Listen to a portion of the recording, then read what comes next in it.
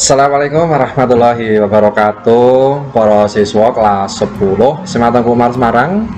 Ing video iki awake dhewe mengko wis mlebu materi anyar ya, yaiku ngenani teks pawarta.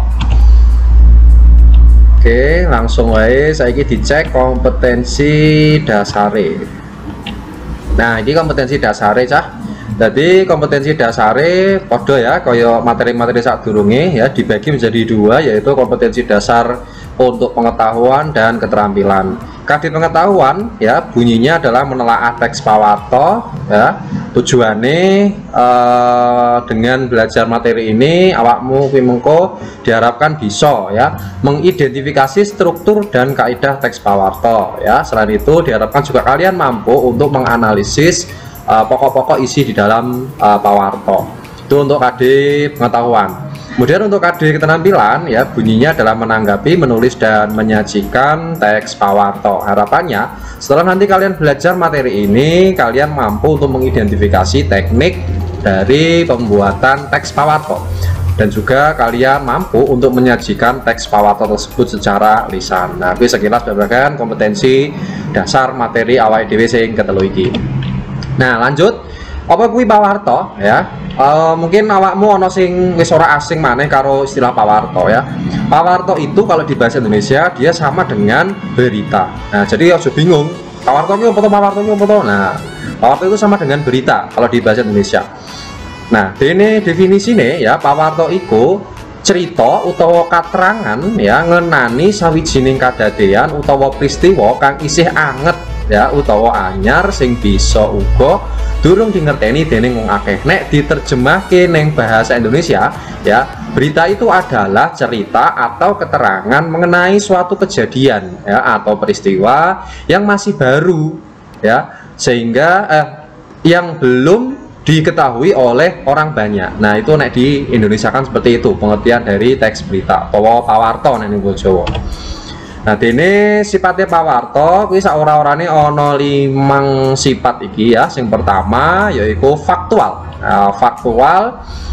Kenapa kok faktual ya? Karena ini teks berita ini berdasarkan fakta ya, jumbuh karo keanan satu menit sesuai dengan keadaan yang sebenarnya. Kuwi sing pertama, faktual atau fakta. Sing keloro kuwi akurat. Nah, kenapa kok akurat? Nah, margo berita kuwi kudu pas persis ya, ora geseh. Ya, tidak boleh ada geser informasi. Nah, kuwi mula kudu akurat.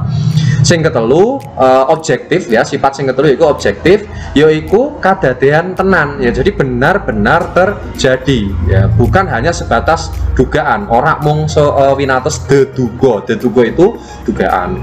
Nomor 4 ya, sifat sing kepapat yaiku non opini. Nah, non opini ini maksudnya pripun Pak? Maksudnya orang ngemot panemu atau tidak mengandung sebuah pendapat. Terus yang terakhir, sifat yang terakhir yaitu timbang ya. Timbang kuwi artine ora mihak sopo-sopo, andekan mihak yo mihak neng bebener atau berpihak kepada kebenaran. Nah, kuwi ono sifat-sifat pawarta iki ono 5 ya, dieling-eling. Ono fakta atau faktual, akurat, objektif, non opini lan timbang. Terus titian ya, titian utawa cirine pawarta sing becik ya, iki saora-orane ana 5 perkara iki ya, coba dingerteni bareng-bareng ya. Sing pertama ya, pawarta sing becik kuwi bahasane kudu gampang dingerteni. Nah, saiki coba bayangke ketika awakmu ana ning Jawa Tengah, nanging bahasane ya berita basa Jawa sing disakene Jawa Tengah nganggo basa ngapak, rak ngekek kabeh kowe ya. Nah, mulane basane kudu gampang dingerteni. Nadyanto padha-padha basa Jawa tetapi kudu dipaske juga. Jawane ngendi sih? Jawane Jawa Tengahan apa Jawa ngapakan? Nah, iki misale contohnya koyo ngono. Sing keloro ya, pawarta kuwi kudu ngemot unsur 5W1H. Napa niku Pak? Iki ning bahasa Indonesia, ning bahasa Inggris wis sering dibahas 5W1H. What, who, where, when, why. Nah, nek dijawabke what kuwi apa, who kuwi sapa, where kuwi ning endi ya, when kapan, why geneo lan how kepriye. Lah kudu ngemot unsur 5W1H. Terus yang ketelu ya, titian utawa cirine yaiku ora mojokake pihak tertentu ya, tidak boleh menyudutkan pihak-pihak tertentu. Ya, yang ketiga, berita yang baik adalah seperti itu. Sing kepapat ya, kawartaake kanthi bener lan opo anane ya, jadi diberitakan dengan benar dan apa adanya. tidak boleh ditambah-tambahi, tidak boleh juga dikurang-kurangi. Nek ditambahi atau dikurangi jadi nih gosip, ora berita ya. Sing kelima ya, titikane cirine yaiku ngabarake kadadean sing isih anyar ya, memberitakan atau mengabarkan kejadian yang masih baru. Ora berita tsunami tahun 2004 mau kabarke saiki percuma, wis basi ya. Iki titikan utawa ciri pawarta sing becik. Nah lanjut, bobot ajine pawarta ya. Bobot ajine pawarta itu berarti berkaitan dengan tingkat kepentingan suatu berita itu bagi orang. Nah tingkat kepentingan itu dilihat dari apa? Nah yang pertama, jalari utawa nyebabake perkara gede ya, menyebabkan suatu masalah yang sifatnya besar ya, mencakup banyak orang. Nah kui pasti berita tersebut akan diminati oleh banyak orang ya, akan dirasa penting oleh banyak orang. Sing keloro longko. Nah jadi berita-berita sing longko, sing aneh ya, kui bakal jadi ngehits ya, istilahnya zaman saiki ngehits ya, jadi banyak orang akan mencari. Nah, sing nomor telu bobot ajine pawarta yaiku derajat lan kalungguhan paraga kang diwatakake.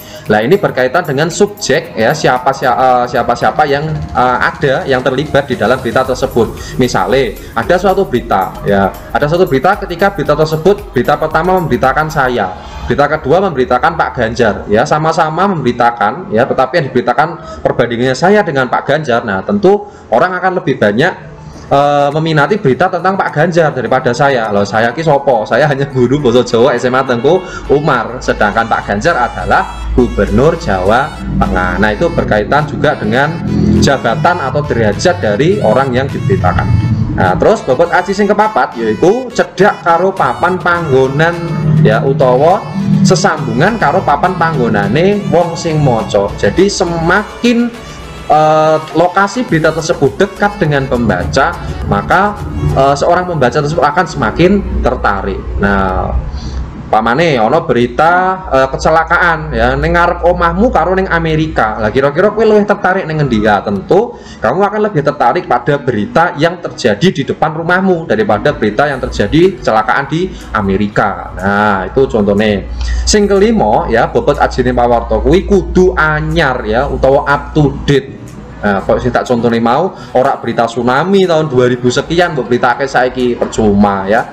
Sing nomor 6 ya, bobot ajine pawarta kuwi sesambungan karo pegaweane pamaca ya. Jadi berita itu akan semakin diminati ketika berita tersebut sesuai dengan pekerjaan dari orang yang membaca. Misalkan saya nih sebagai seorang guru ya toh, nah maka saya akan lebih meminati berita-berita kabar tentang keguruan ya, tentang nasib guru daripada nasib-nasib pekerjaan yang lain. Nah kuwi contohnya. Sing kepitu ya, ganep lan orane pawarta. Jadi semakin lengkap unsur dari berita tersebut ya, maka orang akan semakin tertarik untuk membaca ya. Kuwi ya babagan bobot ajine pawarta. Terus sakwise kuwi ana struktur teks pawarta. Nah iki sing kudu kok ngerteni tenanan.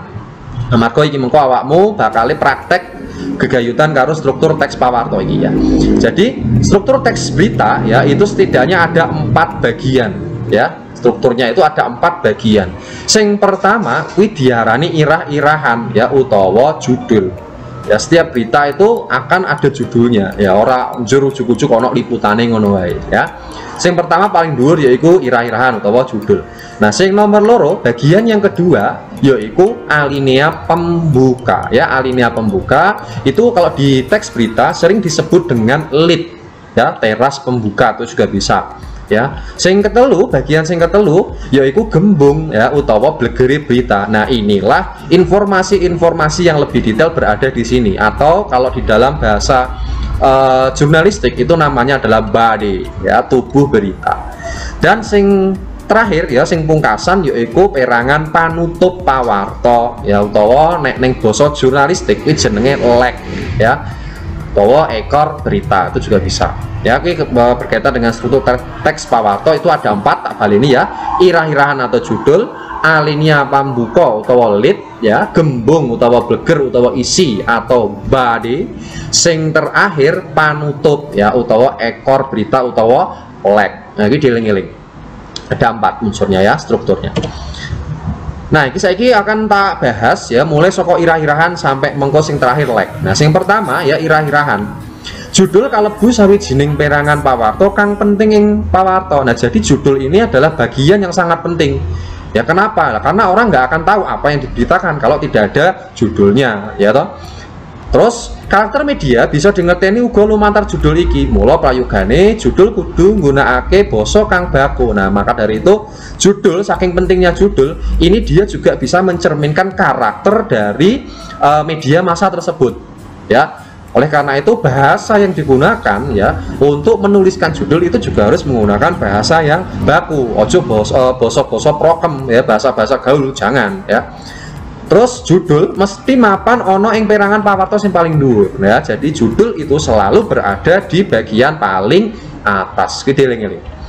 Terus alinea pambuka utawa lead ya. Teras utawa lead minangka sawijining perangan pawarta sing awujud paragraf kang ngemot fakta lan informasi paling wigati utawa penting ing pawarta kasebut. Nah, jadi di bagian lead ini ya, lead ini memuat informasi-informasi penting. Jadi rangkuman informasi penting ini ada di lead semuanya.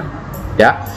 Informasi penting. Nah, maka dari itu ada 4 fungsi ya, ono fungsi patang fungsi lead iki ya. Yang pertama atraktif. Nah, jadi lead kuwi fungsinya yang pertama atraktif, yaitu bisa bangkitake gairah maca ya, bisa membangkitkan gairah untuk membaca. Sing nomor loro ya, lead kuwi uga duweni fungsi introduktif ya, introduction, pengenalan ya, menjabarkan. Nah, jadi maksudnya pripun Pak introduktif? Maksudnya adalah bisa njlentrehake inti pawarta, bisa menjelaskan inti dari suatu berita. Sing nomor telu fungsi korelatif ya, korelatif itu adalah bisa membuka jalan ya, bisa membuka jalan untuk paragraf berikutnya, yaitu paragraf body mau ya. Terus yang nomor 4 kredibilitas ya, kredibilitas ini maksudnya pripun? Nah, maksudnya menunjukkan kredibilitas dari seorang jurnalis. Jurnalis itu adalah orang yang tugasnya adalah membuat berita ya, ngono ya. Terus lagi babagan alinea pambuka utawa lead. Terus gembung, gembung pawarta utawa bade. Nah, gembung pawarta utawa asring sinebut bade nyeritakake peristiwa kanthi basa kang singkat, padet lan cetha. Nah, jadi kalau tadi kita di lead itu ada rangkuman informasi penting, nah maka di body ini kalian akan menemukan detail informasinya. Nah, informasi umum kang kaamot ing perangan teras berita utawa lead dijlentrehake sacara detail. Nah, maka dari itu kalian akan menemukan detailnya di sini. Ya, jadi intinya tadi ya judul ya, habis judul itu terus rangkuman informasi pentingnya di lead, kemudian di body-nya ini akan berisi detail-detail dari poin-poin yang disampaikan di lead. Nah, gampangnya seperti itu.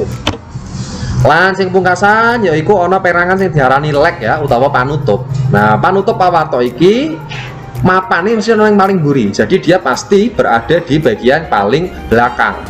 Nah, perangan iki isine kayata. Nah, ringkesan kang arah ing perangan teras lan dudutan. Nah, jadi ini akan mengarahkan pembaca kepada bagian yang ada di lead tadi ya, jadi menyimpulkan ya, nanti simpulan dari berita ini ada di leg ini ya. Perangan iki uga ngemot panemu paraga ya, jadi di bagian leg ini ya, bagian ekor berita ini nanti juga akan ditampilkan apa ya istilahnya, pendapat dari orang-orang yang terlibat, yang diberitakan di dalam berita tersebut, entah itu sebagai saksi ya, entah itu sebagai misalnya tersangka ya, misalnya atau pihak yang berwenang. Nah, nanti akan kalian temukan di bagian leg iki mau ya.